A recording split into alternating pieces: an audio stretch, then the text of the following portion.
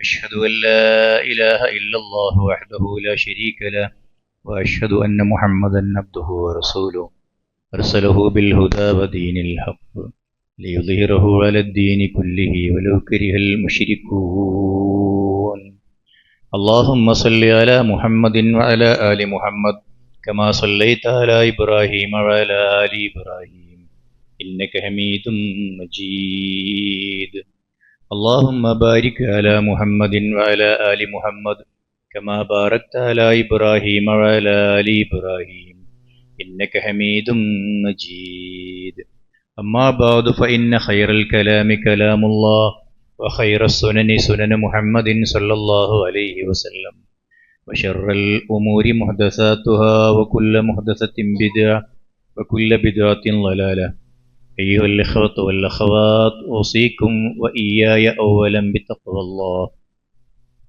أعوذ بالله السميع العليم من الشيطان الرجيم رب هب لي من الصالحين فبشرناه بغلام حليم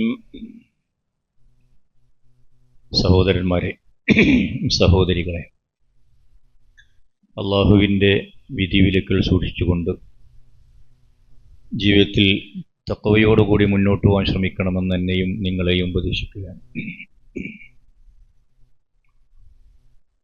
ഏതാനും ദിവസങ്ങളായി മക്കയിലും മദീനയിലും ലോകത്തിൻ്റെ വിവിധ ഭാഗങ്ങളിൽ നിന്ന് ആളുകൾ ഹജ്ജ് ലക്ഷ്യം വെച്ച് ഇറങ്ങിത്തുടങ്ങി. ഇനിയുള്ള ഒരു മാസക്കാലം അള്ളാഹുവിൻ്റെ മഹാനായ പ്രവാചകൻ ഇബ്രാഹിം നബി അലൈഹി സ്വലാത്തു വസ്സലാമയെക്കുറിച്ച് ഓർക്കുവാനും അദ്ദേഹത്തിന് ത്യാഗപൂർണമായ ജീവിതത്തിൽ നിന്ന് പാഠം ഉൾക്കൊള്ളുവാനും അതുവഴി നമ്മുടെ വിശ്വാസവും ആചാരങ്ങളുമൊക്കെ നന്നാക്കിയെടുക്കുവാനും ഉള്ള അവസരമാണ്. ആ വിഷയം ഞാൻ ആരംഭിക്കുന്നത് ഇപ്പോഴത്തെ ഒരു പ്രത്യേക സാഹചര്യവും കൂടി കൂട്ടിയിണക്കിക്കൊണ്ടാണ്. വേനലവധിക്ക് നമ്മുടെ മക്കൾ നമ്മുടെ വീടുകളിലുണ്ട്. ഒരുപാട് കുടുംബങ്ങൾ അവരുടെ പരിപാലനവും മറ്റുമായിട്ടുള്ള പ്രശ്നങ്ങൾ നേരിട്ടുകൊണ്ടിരിക്കുന്നു. പലരും അതിൽ വീഴ്ച വരുത്തുന്നു. കുട്ടികളുടെ ഈ അവധിക്കാലം പലർക്കും പ്രശ്നമായി മാറുന്നു. അതിൻ്റെയൊക്കെ പ്രശ്നം ഈ ഒരു മാതാവ് പിതാവ് എന്ന റോളിൽ നമ്മൾ കാണിക്കുന്ന ചില വീഴ്ചകളാണ് എന്നതൊരു ശരിയുമാണ്. ഇബ്രാഹിം നബിയെക്കുറിച്ചുള്ള ചർച്ചയിൽ അതുകൊണ്ട് തന്നെ ഇബ്രാഹിം എന്ന പിതാവിനെയാണ് നിങ്ങളുടെ മുമ്പിൽ ഇന്ന് ഞാൻ അവതരിപ്പിക്കുന്നത്. നമുക്കറിയാം, അദ്ദേഹത്തിന് ഏറെക്കാലം കുട്ടികളുണ്ടായില്ല. വാർദ്ധക്യത്തിലെത്തി കുറേ കഴിഞ്ഞതിന് ശേഷമാണ് അദ്ദേഹത്തിന് കുട്ടികളുണ്ടാകുന്നത് എന്ന് നമുക്കറിയാം. കുട്ടികളുണ്ടാവാൻ എന്താണ് ചെയ്യേണ്ടത്? അല്ലെങ്കിൽ നല്ല കുട്ടികൾ ലഭിക്കുവാൻ എന്താണ് ചെയ്യേണ്ടത്? കല്യാണം കഴിച്ച് ഒന്നിച്ച് ജീവിക്കുന്ന സ്ത്രീ പുരുഷന്മാർക്കിടയിൽ അവരുടെ ജീവശാസ്ത്രപരമായ ധർമ്മം എന്ന നിലയിൽ കുട്ടികൾ എങ്ങനെ ഉണ്ടാവുന്നു, അവരെങ്ങനെ വളർന്നു പോകുന്നു എന്നതിനപ്പുറം അല്ലാഹു സുബ്ഹാനഹു വ തആല സ്വാലിഹായ സന്താനങ്ങൾക്ക് വേണ്ടിയുള്ള പ്രാർത്ഥന വിശ്വാസികളിൽ നിന്നുണ്ടാവണമെന്ന് ആവശ്യപ്പെടുന്നുണ്ട്. പ്രാർത്ഥിച്ച് നേടണം കുട്ടികളെ. ആ കുട്ടികളാണ് നന്നായി വരിക. ആ ഒരു വിഷയത്തിൽ നമ്മൾ കുറച്ചുകൂടി ജാഗ്രത പുലർത്തേണ്ടതുണ്ട്. അങ്ങനെ പ്രാർത്ഥിച്ച് അള്ളാഹുവിൻ്റെ ഹിബ്ബത്ത് എന്ന് പറയുന്നൊരു വാക്ക് ഖുർആൻ ആ സാധനത്തിൽ നിന്നാണ് ആ പ്രാർത്ഥന ഒക്കെ ഉണ്ടാകുന്നത്. അബ് വഹബലഹു, ഇങ്ങനെയാണ്. അതൊരു സമ്മാനം എന്നാണ് അതിൻ്റെ അർത്ഥം. അള്ളാഹുവിൻ്റെ സമ്മാനമായി കുട്ടികൾ ലഭിക്കണം. അങ്ങനെ ലഭിക്കുന്ന കുട്ടികൾ ഉണ്ടാവണമെന്ന് സക്കരിയ അലൈഹി സ്വലാത്തു വസ്സലാമിൻ്റെ കഥ പറയുന്നുണ്ട് വിശുദ്ധ ഖുർആനിൽ. 19-ാം അധ്യായത്തിലെ സൂറത്ത് മറിയമിലെ ആദ്യത്തെ 15 ആയത്തും കുഞ്ഞുങ്ങളില്ലാത്ത കുട്ടികളില്ലാത്ത സക്കരിയ നബി അലൈഹി സ്വലാത്തു വസ്സലാം അനുഭവിച്ച വേദനയും അദ്ദേഹത്തിൻ്റെ അതിനുവേണ്ടിയുള്ള പരിശ്രമവും പ്രാർത്ഥനയും പ്രാർത്ഥനയും എന്നിട്ട് യഹിയ എന്ന മകനെ നൽകുന്നതും ഒക്കെ അവിടെ പ്രതിപാദിക്കുന്നുണ്ട്. ഇബ്രാഹിം നബി അലൈഹി സ്വലാത്തു വസ്സലാമിന്റെ കഥയിലും അങ്ങനെ പറയുന്നുണ്ട്. വസ്തജിബ്നാ ലഹു വഹബ്നാ ലഹു യഹ്യ വഅസ്ലഹ്നാ ലഹു സൗജഹു. സക്കരിയ നബി അലൈഹി സ്വലാത്തു വസ്സലാമിയുടെ കഥ പറഞ്ഞുകൊണ്ട് സൂറത്തുൽ അംബിയ 21-ാം അധ്യായം 90-ൽ അള്ളാഹ് പറഞ്ഞു, നമ്മൾ അദ്ദേഹത്തിന്റെ പ്രാർത്ഥന സ്വീകരിച്ചു. പ്രാർത്ഥന സ്വീകരിച്ച് എന്ത് ചെയ്തു? വഹബ്നാ ലഹു യഹ്യ, യഹ്യ എന്ന ഒരു സന്താനത്തെ അദ്ദേഹത്തിന് നൽകി. വഅസ്ലഹ്നാ ലഹു സൗജഹു, അദ്ദേഹത്തിന്റെ ഭാര്യയെ ഗർഭധാരണത്തിന് പ്രാപ്തയാക്കി നാം ഗർഭം ധരിച്ചു. ഇന്നഹും കാനൂ യുസാരിഊന ഫിൽ ഖൈറാത്ത്. ഇങ്ങനെ പ്രാർത്ഥിച്ചുകൊണ്ട് ലഭിക്കുന്ന സന്താനങ്ങളുണ്ടല്ലോ, യുസാരിഊന ഫിൽ ഖൈറാത്ത്, ഖൈറാത്തുകളിൽ അവരിങ്ങനെ മത്സരിച്ച് മുമ്പോട്ട് പോകുന്ന പശ്ചാത്തലമുണ്ടാകും. അള്ളാഹു നൽകിയ അമ്പിയാക്കന്മാരെ കുറിച്ച് ഈ പറയുന്ന ഇബ്രാഹിം നബി അലൈഹി സ്വലാത്തു വസ്സലാമിന് കിട്ടിയതൊക്കെയും പ്രവാചകന്മാരായി മാറുകയാണ് ഉണ്ടാവുന്നത്. ഇനി സ്വാലിഹീങ്ങളും അതുപോലെ തന്നെ സുദ്ദീഖീങ്ങളുമായി വളരാൻ ഈ പ്രാർത്ഥനയുടെ ഫലങ്ങളായി മക്കൾ ഉണ്ടാവണമെന്നാണ് സൂചിപ്പിക്കുന്നത്. വകാനൂലന ഖാശിഈൻ, അവർക്കാണ് ഖുശൂ ഉണ്ടാവുക, ഭയഭക്തി ഉണ്ടാവുക, പടച്ചവനെ പേടിച്ചുകൊണ്ടുള്ള ഒരു ജീവിതം നയിക്കാനാവുക. ഇത് ദാമ്പത്യ ജീവിതം നയിച്ച് മുമ്പോട്ട് കൊണ്ടുപോകുന്ന ഓരോ ഭർത്താവും ഭാര്യയും മനസ്സിൽ വെക്കേണ്ട ഒരു പോയിന്റാണ്. നമ്മൾ പലപ്പോഴും അങ്ങനെ പറയാറില്ല. സ്ത്രീയും പുരുഷനും ബന്ധത്തിൽ ഏർപ്പെടുന്നതിന് മുമ്പ് അള്ളാഹുവിന്റെ പ്രവാചകൻ പഠിപ്പിച്ച ഒരു സുന്നത്തായ പ്രാർത്ഥന പോലും പലർക്കും അറിയില്ല. അതാണ് അവസ്ഥ. അതുകൊണ്ട് തന്നെ നമ്മളെ സംബന്ധിച്ചിടത്തോളം ഇബ്രാഹിം നബി അലൈഹി സ്വലാത്തു വസ്സലാമിന് കുഞ്ഞു ജനിക്കുന്നു. ആദ്യം ജനിച്ചത് ഇസ്മായിലാണോ ഇസ്ഹാഖാണോ എന്ന് തർക്കിക്കുന്ന ആളുകളുണ്ട്. രണ്ട് മതങ്ങൾക്കിടയിലുള്ള തർക്കങ്ങളാണത്. ഇസ്ലാം മതം പറയുന്നു ഇസ്മായിലാണെന്ന്, ക്രൈസ്തവർ പറയുന്നു അല്ല ഇസ്ഹാഖാണെന്ന്. എന്നിട്ട് അവർ നമ്മളോട് ചോദിക്കുന്നു, ഇസ്ഹാഖ് എന്ന് പറയുന്ന മകനെക്കുറിച്ച് നിങ്ങളുടെ കിതാബുകളിൽ വല്ല പരാമർശവും ഉണ്ടോ എന്ന് പരിശോധിക്കേണ്ടതുണ്ട്. അൽഹംദുലില്ലാഹില്ലദീ വഹബലി അലൽ കിബർ ഇസ്മാഈല വ ഇസ്ഹാഖ് ഇന്ന റബ്ബീ ലസമീഉ ദുആ. 14-ാം അധ്യായം സൂറത്ത് ഇബ്രാഹിമിൽ 39-ാമത്തെ വാക്യം ഇങ്ങനെയാണ്: അൽഹംദുലില്ലാഹ്, അല്ലാഹുവിനെ ഞാൻ ശുക്ർ ചെയ്യുന്നു. അല്ലദീ വഹബലി അലൽ കിബർ, വാർദ്ധക്യത്തിലെത്തിയപ്പോ എനിക്ക് സമ്മാനമായി സന്താനങ്ങൾ നൽകിയ ആരെ? ഇസ്മായിലിനെയും വ ഇസ്ഹാഖ്, പിന്നെ ഇസ്ഹാഖിനെയും. ഇന്ന റബ്ബീ ലസമീഉ ദുആ, എന്റെ റബ്ബ് എന്റെ പ്രാർത്ഥന കേൾക്കുന്നവനാണ്.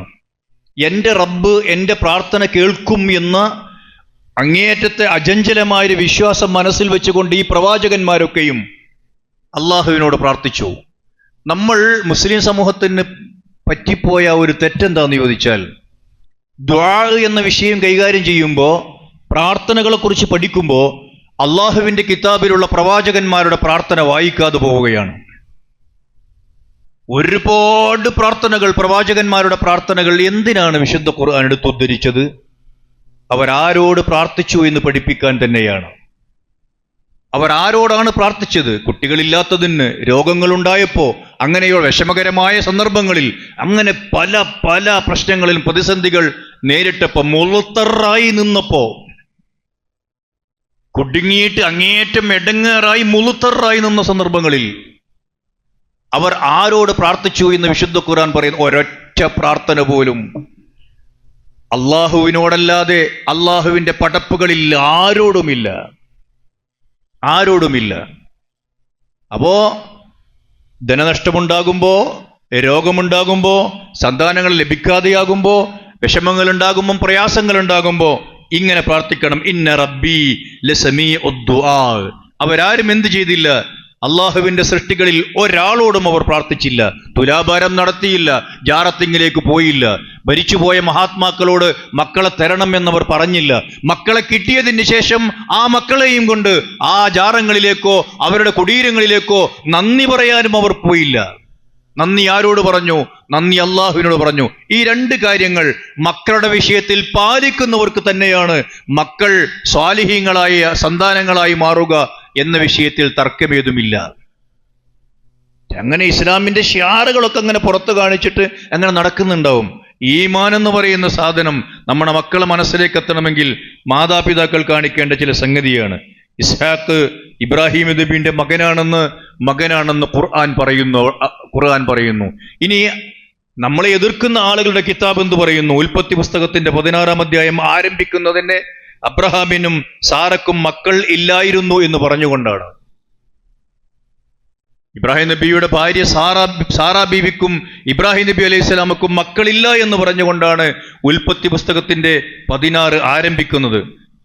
യജമാനത്തിയുടെ ദാസിയിൽ യജമാനന് ജനിക്കുന്ന മകനെ യജമാനത്തിയുടെ മകനായി തന്നെ പരിഗണിക്കുന്ന ഒരു സമ്പ്രദായം ആ കാലഘട്ടത്തിൽ നിലവിലുണ്ടായിരുന്നതുകൊണ്ട് തൻ്റെ മിസ്രൈമ്യ ദാസിയായ ഹാഗാറിനെ അബ്രഹാമിന് ഭാര്യയായി കൊടുത്തു. ഇത് ബൈബിളാണ്. അങ്ങനെ ഹാഗാർ അഥവാ ഹാജറ ഗർഭം ധരിച്ചു. ഹാഗാർ അബ്രഹാമിന് ഒരു മകനെ പ്രസവിച്ചു. അവന് അബ്രഹാം ഇസ്മയേൽ എന്ന് പേരിട്ടു. അപ്പോൾ അബ്രഹാമിന് 86 വയസ്സായിരുന്നു. ഇനി ആ ഏത് മകനാണ് മൂത്തത് എന്നൊരു തർക്കം ഈ സാധാരണ ക്രൈസ്തവർ നടത്താറുണ്ട്. അത് ആ ബൈബിൾ പഠിക്കാത്തത് കൊണ്ടുള്ള പ്രശ്നമാണ്. ഇത് 86-ാമത്തെ വയസ്സിലാണ്. പിന്നെ 13 വയസ്സ് കഴിഞ്ഞിട്ടുള്ള അബ്രഹാമിനെയാണ് ബൈബിൾ പരിചയപ്പെടുത്തുന്നത്. അപ്പൊ അദ്ദേഹത്തിന്റെ വയസ്സ് 99 ആയിട്ടുണ്ട്. ഉൽപ്പത്തി പുസ്തകത്തിന്റെ 18 ഈ വിവരം ആരംഭിക്കുന്നത് നോക്കൂ. ഈ വിവരണം ആരംഭിക്കുന്ന എങ്ങനെ? അനന്തരം യഹോവ അവന് മമ്രയുടെ തോപ്പിൽ വെച്ച് പ്രത്യക്ഷനായി എന്ന് ഈ സന്ദർശനത്തെ ദൈവത്തിന്റെ പ്രത്യക്ഷത ആയി കണക്കാക്കുന്നു. അവിടെ ഒരു വെളിപാടുണ്ടായി എന്നാണ്. എന്താ പറഞ്ഞതെന്നറിയോ? ഒരു ആണ്ട് കഴിഞ്ഞ് ഞാൻ നിന്റെ അടുക്കൽ മടങ്ങി വരും, അപ്പോൾ നിന്റെ ഭാര്യ സാറയ്ക്കൊരു മകനുണ്ടാകും എന്ന് പറഞ്ഞു. അഥവാ ജിബ്രീൽ അലൈഹി സ്വലാത്തു വസ്സലാം വന്ന് മകനെ സന്തോഷ വാർത്ത അറിയിച്ചു എന്ന് നമുക്കത് പരിഭാഷപ്പെടുത്താം. എന്നിട്ട് ആ അധ്യായത്തിലെ ഉൽപ്പത്തി 21 1-2 വാക്യങ്ങൾ അവന് ഇസ്ഹാക്ക് എന്ന് പേരിട്ടു. അവനെ 8-ാം ദിവസം പരിച്ഛേദന കഴിച്ചു. ഇസ്ഹാക്ക് ജനിച്ചപ്പോൾ ബൈബിൾ പറയുന്നു, ഇസ്ഹാക്ക് ജനിച്ചപ്പോൾ അബ്രഹാമിന് 100 വയസ്സായിരുന്നു. ഇസ്മായിൽ ജനിക്കുമ്പോ അബ്രഹാമിന് അതേ കിതാബ് പറയുന്നു 86 വയസ്സായിരുന്നു. ഇനി തർക്കിക്കണ്ടല്ലോ. അൽഹംദുലില്ലാഹില്ലദീ വഹബ ലി അലൽ കിബർ ഇസ്മാഈല വ ഇസ്ഹാഖ് ഇന്ന റബ്ബീ ലസമീഉദ് ദുആ. അതുകൊണ്ട് മക്കളുണ്ടാവാൻ വേണ്ടി പ്രാർത്ഥിക്കണം. പ്രാർത്ഥിച്ചിട്ട് മക്കളെ ലഭിച്ചാൽ നമ്മൾ നന്ദികേട് കാണിക്കുമെന്ന് വിശുദ്ധ ഖുർആൻ പറയുന്നുണ്ട്. സൂറത്ത് ആറാഫിൽ 191-ാമത്തെ വചനത്തിൽ അങ്ങനെയാണുള്ളത്. ആദ്യം പറയുന്നു സ്വാലിഹീങ്ങളായ മക്കൾക്ക് വേണ്ടി പ്രാർത്ഥിച്ച് സ്വാലിഹീങ്ങളായ മക്കളെ ലഭിക്കുന്ന വിവരം. വലമ്മ ആതാഹുമാ സ്വാലിഹൻ ജഅല ലഹു ശുറകാ ഫീമാ ആതാഹുമാ. അങ്ങനെ അള്ളാഹുവിനോട് പ്രാർത്ഥിച്ചിട്ട് ഒരു സ്വാലിഹായ സന്താനങ്ങൾ ഉണ്ടായാൽ ചിലരെന്താ ചെയ്യാന്നറിയോ? ജഅല ലഹു ശുറകാ ഫീമാ ആതാഹുമാ. അവർ ശിർക്ക് ചെയ്യാൻ പുറപ്പെടും. അവർക്ക് കിട്ടിയ അള്ളാഹുവിന്റെ ഈ അനുഗ്രഹത്തിന് നന്ദി കാണിക്കുന്നതിന് പകരം അവർ അള്ളാഹുവിൽ പങ്കുചേർക്കുന്ന അവസ്ഥയുണ്ടാവും. അല്ലാത്തവർക്കായിരിക്കും അവർ നന്ദി കാണിക്കുക, വണക്കം ചെയ്യുക, അവരോടായിരിക്കും പ്രാർത്ഥിക്കുക. തആലല്ലാഹു അമ്മാ യുശ്രികൂൻ. അവർ ശിർക്ക് വെക്കുന്നതിൽ നിന്ന് അള്ളാഹു എത്രയോ പരിശുദ്ധനാണ്. എന്നിട്ടൊരു ചോദ്യമുണ്ട്. ഈ ഒരു ചോദ്യം വിശ്വാസികളായ ആളുകളുടെ കക്കിൽ ഇങ്ങനെ തറച്ചു കിടക്കേണ്ട ചോദ്യമാണ്. അയുശ്രികൂൻ, നിങ്ങൾ ശിർക്ക് വെക്കുകയാണോ കൂട്ടരെ? മാ ലാ യഖ്ലുഖു ശൈഅൻ, ഒരു വസ്തുവിനെയും പടക്കാത്ത, സൃഷ്ടിക്കാൻ കഴിവില്ലാത്ത, ഒരീച്ച വന്നിരുന്നാൽ അതിനെ ആട്ടാൻ പോലും ശേഷിയില്ലാത്ത, ഒരു ഉപകാരവും ഒരു ഉപദ്രവവും ചെയ്യാത്ത, ഒന്നിനെയും പടക്കാത്ത നിങ്ങൾ വിളിച്ചു പ്രാർത്ഥിക്കുന്ന ഇലാഹ് ഖാലിഖാവണം എന്ന് വിശുദ്ധ ഖുർആൻ തീർത്തു പറഞ്ഞതാണ്. സൃഷ്ടാവണം, സൃഷ്ടിയാവരുത്. അള്ളാഹുവിന്റെ സൃഷ്ടികളിൽ ആരുമാകരുത്. അള്ളാഹ് ചോദിക്കുന്നു, അയുശ്രികൂൻ മാ ലാ യഖ്ലുഖു ശൈഅൻ വഹും യുഖ്ലഖൂൻ. നിങ്ങൾ വിളിച്ചു തേടുന്ന ആരാവട്ടെ, ഞാൻ അലിഷ്ടൊന്നും പറയുന്നില്ല, ആരാവട്ടെ അവരൊക്കെയും അള്ളാഹുവിന്റെ പടപ്പുകളല്ലേ. അള്ളാഹുവിന്റെ പടപ്പുകളിൽ ആരും അതിന് യോഗ്യരല്ല. നിങ്ങൾ എന്ത് വേണ്ടാത്തരമാണ് ചെയ്യുന്നത്? അള്ളാഹു ചോദിക്കുന്നു. ഇനി മക്കളുണ്ടായി. ഇബ്രാഹിം നബി അലൈഹി സ്വലാത്തു വസ്സലാമിന് മകനുണ്ടായി, ഇസ്മായിൽ ഉണ്ടായി. ആ ഇസ്മായിലിനെ ആൾപ്പാർപ്പൊന്നുമില്ലാത്തൊരു സ്ഥലത്ത് കൊണ്ടുപോയി അള്ളാഹുവിന്റെ പരിശുദ്ധമായ ഗേഹമുണ്ടവിടെ എന്ന് അള്ളാഹുവിൽ നിന്ന് വഹി ലഭിച്ചതനുസരിച്ച് ആ കൃത്യം മാർക്ക് ചെയ്യപ്പെട്ട സ്പോട്ടിൽ അള്ളാഹുവിന്റെ പ്രവാചകന് ലഭിച്ച സ്ഥലത്ത് കൊണ്ടുപോയി താമസിപ്പിച്ച് തിരിച്ചു പോന്നു. അദ്ദേഹത്തോടൊപ്പം ആ കുഞ്ഞിങ്ങനെ നടക്കാനായപ്പോൾ ഇബ്രാഹിം നബി അലൈഹി സ്വലാത്തു വസ്സലാം ഒരു വരവ് വന്നു മക്കയിലേക്ക്. ഇന്നി അറാഫിൽ മനാം അന്നി അദ്ബഹുക ഫൻളുർ മാദാ തറാ. മകനെ, നിന്നെ അറുത്തു കളയണം എന്ന് ഞാൻ സ്വപ്നം കണ്ടിരിക്കുന്നു, നിനക്കെന്തു പറയാനുണ്ട് എന്ന് ചോദിച്ച് ആ അറിവ് നടപ്പിലാക്കുവാൻ സുഹൃത്തുക്കളെ പോലെ ഒരു പിതാവ് മക്കളോടൊപ്പം ജീവിക്കുന്ന മനോഹരമായ കാഴ്ച ഖുർആൻ വരച്ചിടുന്നുണ്ട് ഈ പദങ്ങളിലൂടെ. മറ്റൊന്ന് നോക്കൂ നിങ്ങൾ, വഇദ് യർഫഉ ഇബ്രാഹീമുൽ ഖവാഇദ മിനൽ ബൈത്ത് വഇസ്മാഈൽ റബ്ബനാ തഖബ്ബൽ മിന്നാ ഇന്നക അൻതസ് സമീഉൽ അലീം. പടച്ചതമ്പുരാന്റെ ഈ ഭവനത്തിന്റെ പുനർനിർമ്മാണം ഒരു ഉപ്പയും മകനും ഒരുമിച്ചിങ്ങനെ നിർവഹിക്കുക, വളരെ ആനന്ദത്തിൽ. കഠിനാധ്വാനമാണത്. ആ കഠിനാധ്വാനത്തിലും ഒപ്പം നിൽക്കുന്ന മക്കളുണ്ടാവണം, സന്തോഷത്തിലൊപ്പം നിൽക്കുന്ന മക്കളുണ്ടാവണം. അധ്വാനത്തിൽ ഉപ്പയോടൊപ്പം നിൽക്കുന്ന മക്കളാണ് ഈ പുതിയ തലമുറയിൽ ഇല്ലാത്തത്. അവർക്ക് പലപ്പോഴും ഉപ്പമാർ അവർ നടന്നു വന്ന വഴികളെക്കുറിച്ച് പറഞ്ഞു കൊടുക്കുന്നു പോലുമില്ല. പ്രയാസത്തിന്റെ, കഷ്ടപ്പാടിന്റെ, ദാരിദ്ര്യത്തിന്റെ ഒരുപാട് ഇടുങ്ങിയ വഴിയിലൂടെ നടന്നു വന്നിട്ടാണ് നമ്മളിവിടെ എത്തിയത് എന്ന് എന്തുകൊണ്ടാ മക്കളോട് പറഞ്ഞുകൂടാ? പ്രിയപ്പെട്ട അനിയന്മാരെ, നിങ്ങൾ ഈ പിതാക്കന്മാരുടെ കഠിനാധ്വാനത്തോടൊപ്പം കഠിനാധ്വാനം ചെയ്യേണ്ടവരല്ലേ? ഉപ്പമാർ ഉണ്ടാക്കിയത് സുന്ദരമായി അനുഭവിക്കാൻ മാത്രം പടക്കപ്പെട്ടവരാണോ? നിങ്ങൾക്കൊരു പ്രവാചകനെ ഓർമ്മയില്ലേ? നമ്മുടെ പ്രവാചകൻ 13-ാമത്തെ വയസ്സിൽ ചരിത്രം വായിക്കുമ്പോ അദ്ദേഹം ജോലിയെടുക്കാതെ മുത്താപ്പ ഒരു എന്താ പറയാ പരാന്നഭോജിയായി, ഇത്തിൽ കണ്ണിയായി നിങ്ങളുടെ കുടുംബത്തിൽ ജീവിക്കാൻ ഞാൻ ആഗ്രഹിക്കുന്നില്ല. എനിക്ക് നിങ്ങളുടെ കുടുംബമേ ദാരിദ്ര്യത്തിൽ, അവിടെ ഒരു അധികപ്പറ്റായി ഈ മോൻ നിൽക്കൂല. അതുകൊണ്ട് നിങ്ങൾ ഇനി കച്ചവട യാത്ര നടത്തുമ്പോ ആ കച്ചവടത്തിന് ഈ മുഹമ്മദിനെ കൂടി കൊണ്ടുപോകണമെന്ന് പറയുന്ന ഒരു 13 വയസ്സുകാരനെ മറക്കാതിരിക്കുക. ബാലന്മാരും കൗമാരത്തിന്റെ ആദ്യദശയിലൂടെ കടന്നു പോകുന്നവരും അവരവൻ അധ്വാനിച്ച് കിട്ടുന്ന കാശ് കൊണ്ട് ജീവിക്കണം എന്ന് പഠിപ്പിച്ചിട്ടുണ്ട്. ഒരു തൊഴിലാളി ദിനം കടന്നുപോയി ഇന്നലെ, ഞാൻ അങ്ങോട്ട് കടക്കുന്നില്ല. തൊഴിലിന്റെ മഹാത്മ്യത്തെക്കുറിച്ചും അത് അവനവന്റെ വിയർപ്പിൽ നിന്ന് ഭക്ഷിക്കേണ്ടതിന്റെ മഹാത്മ്യത്തെക്കുറിച്ചും ഇത്രമേൽ വാചാലമായ മറ്റൊരു ആദർശം വേറെ ഏതാണുള്ളത്? മടിയന്മാരാവരുത്. ഞാൻ സാന്ദർഭികമായി സൂചിപ്പിച്ചു എന്ന് മാത്രം. നോക്കൂ നിങ്ങൾ, പിതാക്കന്മാരായ ആളുകളോട് നമ്മുടെ പിതാക്കന്മാരോട് നന്നായി പെരുമാറിയാൽ നമ്മുടെ മക്കൾ നമ്മളോട് പെരുമാറും. വിശുദ്ധ ഖുർആൻ സൂറത്ത് മറിയമിൽ 5 തവണ 5 ആയത്തിന്റെ ആരംഭം യാ അബത്തി ലിമ തഅബുദ് മാ ലാ യസ്മഉ വലാ യുബ്സിർ വലാ യുഗ്നി അൻക ശൈഅ. അവിടുന്ന് അങ്ങോട്ടുള്ള താഴെയുള്ള 4 ആയത്തുകളിലും യാ അബത്തി. ആരോടാണ് ഈ പറയുന്നത്? വിഗ്രഹ നിർമ്മാതാവായ പിതാവിനെ വിഗ്രഹാരാധനയിൽ നിന്ന് മോചിപ്പിക്കുവാൻ വേണ്ടിയുള്ള പരിശ്രമം നടത്തുമ്പോ കടുത്ത എതിർപ്പ് നേരിടുമ്പോഴാണ് യാ അബത്തി, എന്റെ പൊന്നുപ്പ എന്ന് വിളിക്കുന്നത്. ലഇല്ലൻ തൻതഹി ലഅർജുമന്നക വഹ്ജുർനി മലിയ എന്നാണ് മറുപടി. ഇറങ്ങിപ്പോടോ എന്റെ മുമ്പിൽ നിന്ന്, അല്ലെങ്കിൽ എറിഞ്ഞു കൊല്ലും നിന്നെ ഞാൻ എന്ന മറുപടി തന്നെയാണ് കിട്ടുക എന്ന് പ്രതീക്ഷിക്കുമ്പോഴും ഒരു മകൻ യാ അബത്തി എന്ന് വിളിച്ചു. ഇനി കേൾക്കൂ നിങ്ങൾ, മോനെ, നിനക്കെന്ത് പറയാനുണ്ട്? നിന്നെ അറുക്കണമെന്ന് ഞാൻ സ്വപ്നം കണ്ടിരിക്കുന്നു, അത് നിറവേറ്റണം, അതൊരു കൽപ്പനയാണ്. അവിടെ ആ മകൻ പ്രതിവചിച്ചതെന്താ?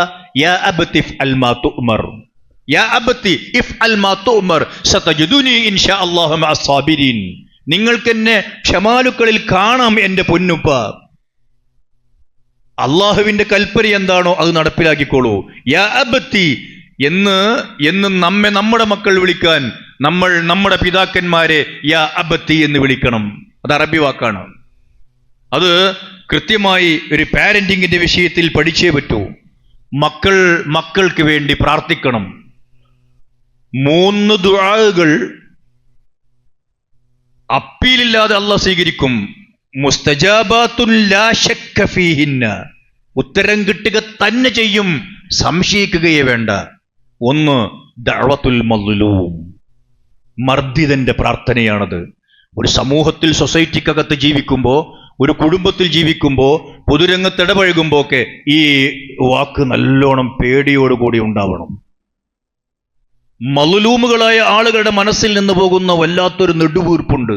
ആ നെടുവീർപ്പിന് പടച്ചതമ്പുരാന്റെ കോടതിയിൽ അപ്പീലില്ല, മറയില്ലാതെ സ്വീകരിക്കുമത്.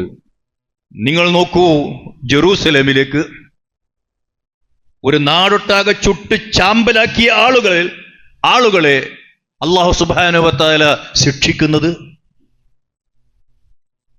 കുറച്ചു മുമ്പ് കാലിഫോർണിയയിൽ നമ്മൾ അത് തന്നെ കണ്ടു. മദ്ലൂമുകളായ ആളുകൾ, വിശ്വാസികളായ മദ്ലൂമുകളുടെ ഹൃദയം വേദനിക്കുമ്പോൾ ആ ഹൃദയത്തിൽ നിന്ന് പോകുന്ന തേങ്ങൽ മുകളിൽ അള്ളാഹുവിലേക്കാണ് എങ്കിൽ ഷുവർ അതിന് ഉത്തരമുണ്ടാകും. അത് മറ്റേതെങ്കിലും കേന്ദ്രങ്ങളിലേക്ക് വഴുതി പോകുമ്പോഴാണ് പ്രശ്നങ്ങൾ ഉണ്ടാകുന്നത്, ഉത്തരം കിട്ടാതെ പോകുന്നത്. പ്രാർത്ഥിച്ചോളൂ, അള്ളാഹുവോട് പ്രാർത്ഥിച്ചോളൂ. രണ്ടാമത്തത് മുസാഫിറിന്റെ പ്രാർത്ഥനയാണ്. മൂന്നാമത്തത് മാതാപിതാക്കൾ മക്കൾക്ക് വേണ്ടി പ്രാർത്ഥിക്കുന്ന പ്രാർത്ഥനയാണ്. കരുതലോടെ നിർവഹിക്കണേ, അത് കരുതലോടെ നിർവഹിക്കണം, വളരെ കരുതലോടെ. അവർക്ക് അപകടമുണ്ടാക്കുന്ന രൂപത്തിൽ, ഭാവിയിൽ അവർ നശിച്ചു പോകുന്ന രൂപത്തിൽ, ഭാവിയിൽ അവർ കുരുത്തം കെട്ടവരായി പോകുന്ന രൂപത്തിൽ ശപിക്കരുതാ മക്കളെ എന്ന് വളരെ വിനീതമായി അപേക്ഷിക്കുകയാണ്.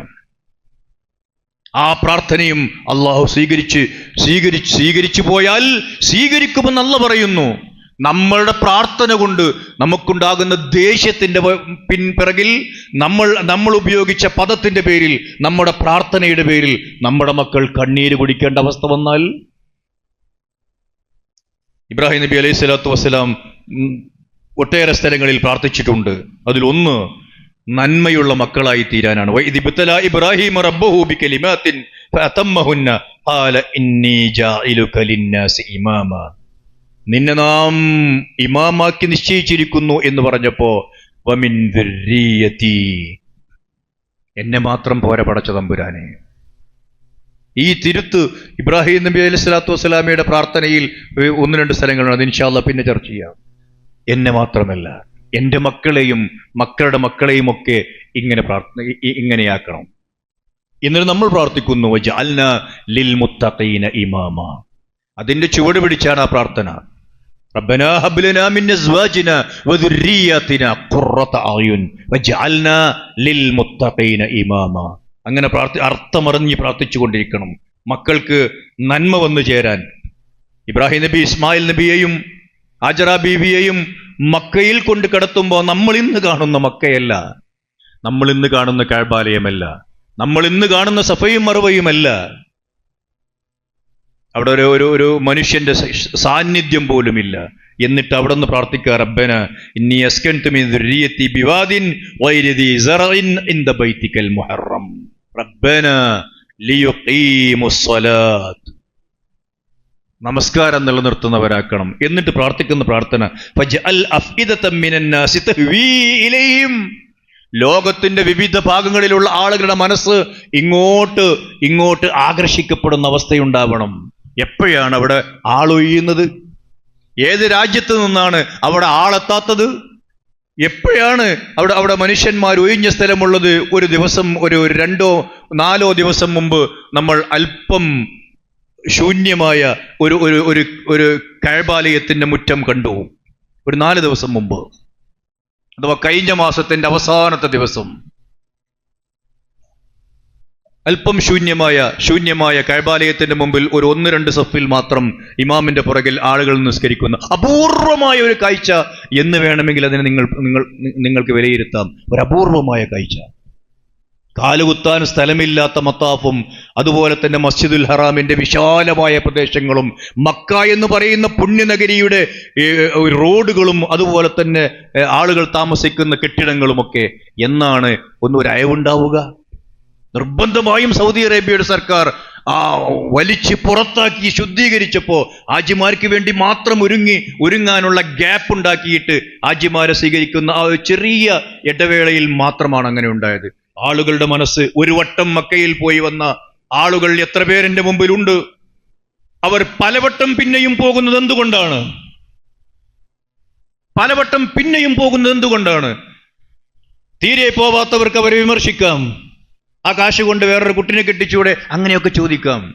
പക്ഷെ ഒരു വട്ടം ആ മണ്ണിൽ പോയി വന്ന ഒരാളും പിന്നീട് ആ മനസ്സ് അവിടെ തന്നെ കുടുങ്ങിക്കിടക്കാതിരിക്കുന്നില്ല. അതാണ് ഖിബ്ല എന്ന വാക്കിന്റെ നേരർത്ഥം. ഖിബ്ല എന്ന വാക്കിന് അങ്ങനെ ഒരു അർത്ഥമുണ്ട് അറബിയിൽ.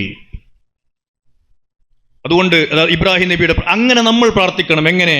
നമ്മുടെ മക്കൾക്ക് വേണ്ടി, അടുത്ത തലമുറക്ക് വേണ്ടി സൗഭാഗ്യമുണ്ടാവാനും നല്ല അന്തസ്സുള്ള ജീവിതമുണ്ടാകാനും ഐശ്വര്യമുണ്ടാവാനും വേണ്ടി പ്രാർത്ഥിക്കണം.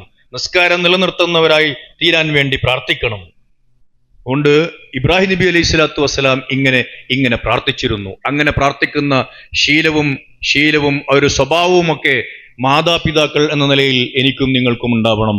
അള്ളാഹു അതിന്റെ തൗഫീഖ് നൽകി അനുഗ്രഹിക്കുമാറാവട്ടെ.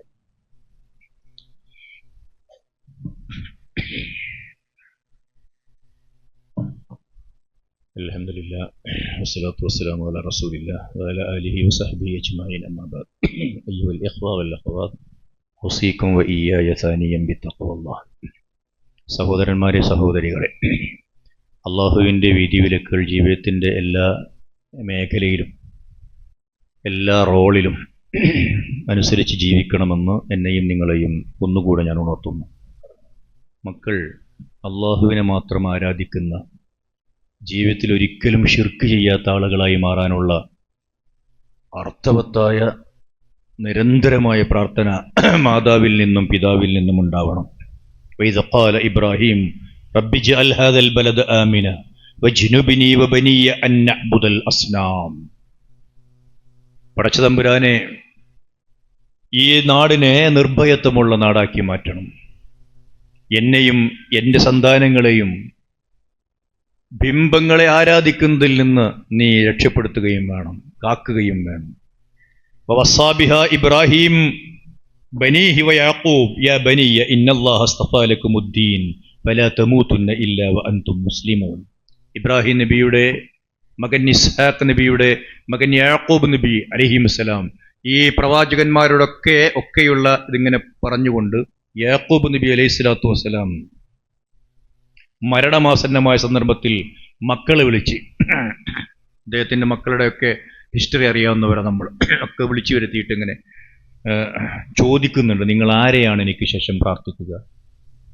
ആരോടായിരിക്കും നിങ്ങൾ ആപൽഘട്ടങ്ങളിൽ വിളിച്ചു തേടുക? നിങ്ങളുടെ ഗുണത്തിന് വേണ്ടി നിങ്ങൾ യാചിക്കുക.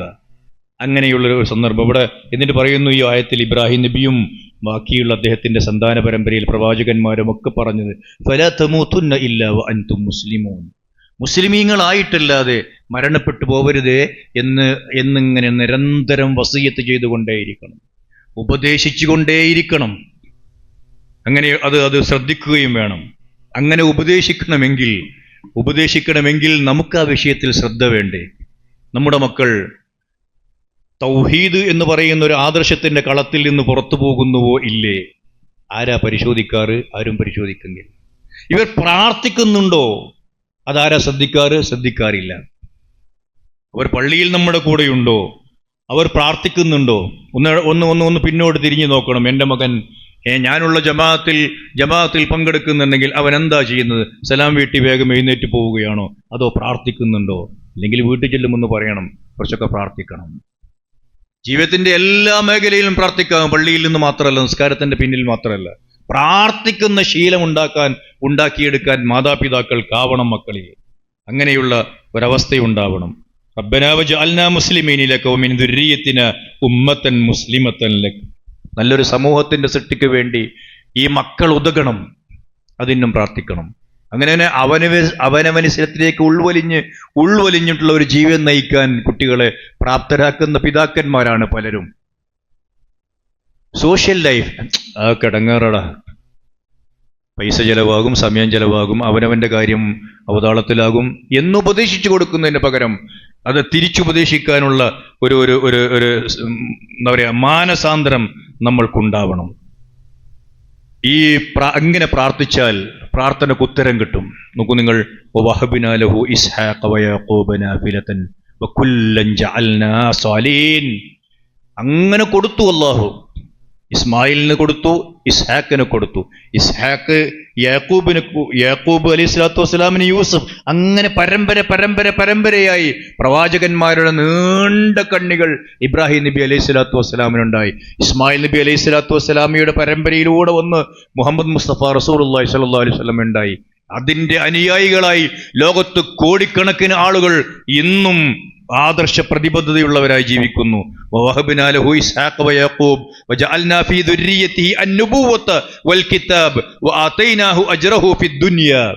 ദുനിയാവിൽ ആ പ്രാർത്ഥനയ്ക്ക് കൂലി നൽകിയതാണത്. പരലോകത്ത് എമ്പാടും കൂലി കിട്ടാൻ പിന്നെ ആ മക്കൾ കാരണക്കാരാവുകയും ചെയ്യും. നമ്മൾ ആലോചിച്ചു നോക്കുക,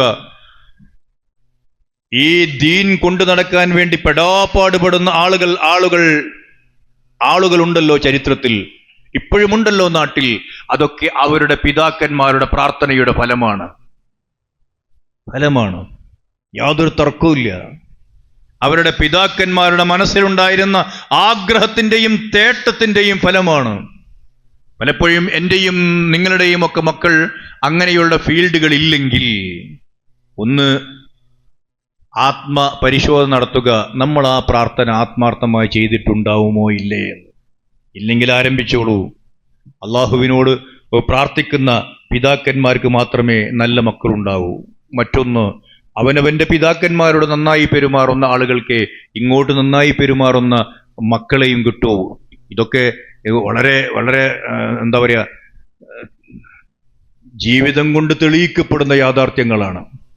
നാട്ടിലിങ്ങനെ പഠിച്ചു നോക്കിയാൽ മതി, വേറൊന്നും പരിശോധിക്കണ്ട. നാട്ടിലിങ്ങനെ ഓരോ ഫാമിലിയിലെടുത്ത് ഇങ്ങനെ പഠിക്കുക. അവനവന്റെ നാട്ടിൽ പഠിച്ചാൽ മതി, വേറെവിടെങ്കിലും പോയി പഠിക്കണ്ട.